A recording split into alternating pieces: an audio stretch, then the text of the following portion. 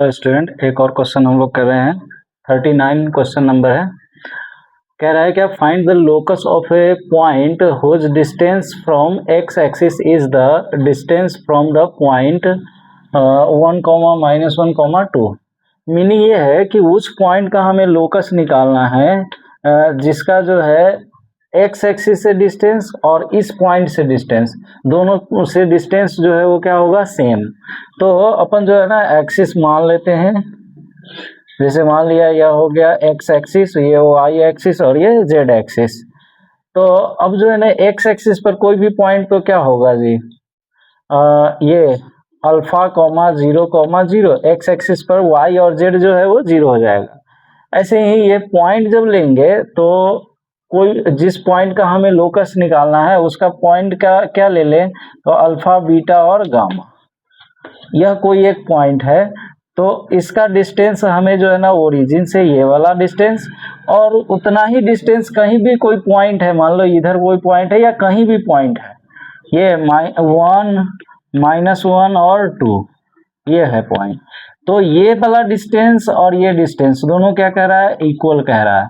तो अगर मैं इसको इस पॉइंट को P कह दूं और इसको जो है ना Q कह दूं, इसको R कह दूं, तो क्वेश्चन से हम कह सकते हैं कि PQ जो है वह PR के इक्वल है। PQ जो है वो PR के इक्वल है। तो अब यहाँ पे डिस्टेंस फार्मूला हम लोग लगाते हैं, तो डिस्टेंस फार्मूला PQ, तो ये क्या होगा x2 - x1, तो x2 - x1 तो का होल स्क्वायर, तो यही मान लिया x2 है तो ये अल्फा माइनस का ये अल्फा इसका स्क्वायर प्लस फिर ये बीटा माइनस का 0 इसका स्क्वायर प्लस फिर ये गामा -0 इसका स्क्वायर फिर ये PR। तो अब ये इससे इसमें तो ये अल्फा -1 का स्क्वायर प्लस अब ये बीटा -1 तो ये माइनस माइनस प्लस हो जाएगा, तो ये बीटा +1 का होल स्क्वायर प्लस फिर हो जाएगा ये गामा -2, तो ये गामा -2 इसका होल स्क्वायर। अब इसका दोनों तरफ अगर मैं ये स्क्वायर कर दूंगा तो रूट समाप्त हो जाएगा, तो स्क्वायरिंग इन बोथ साइड,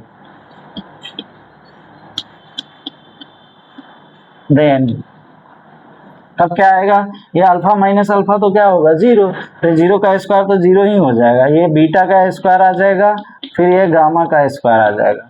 इधर देखो तो ये रूट समाप्त, तो ये अल्फा -1 का स्क्वायर तो ये अल्फा स्क्वायर प्लस 1 का स्क्वायर -2 अल्फा होगा, फिर ये बीटा +1 का स्क्वायर तो ये बीटा स्क्वायर प्लस 1 का स्क्वायर प्लस 2 बीटा हो जाएगा, फिर ये गामा -2 का स्क्वायर तो गामा स्क्वायर प्लस 2 का स्क्वायर और माइनस का हो जाएगा ये 4 गामा होल स्क्वायर बदल दिया।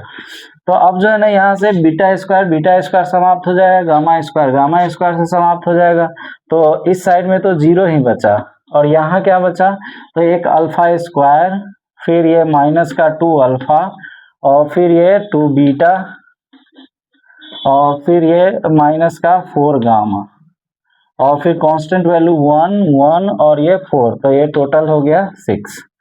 तो अब जो है ना ये इक्वेशन एक्चुअल में बन गया alpha square -2 alpha plus 2 beta -4 gamma plus का 6 इक्वल्स टू 0।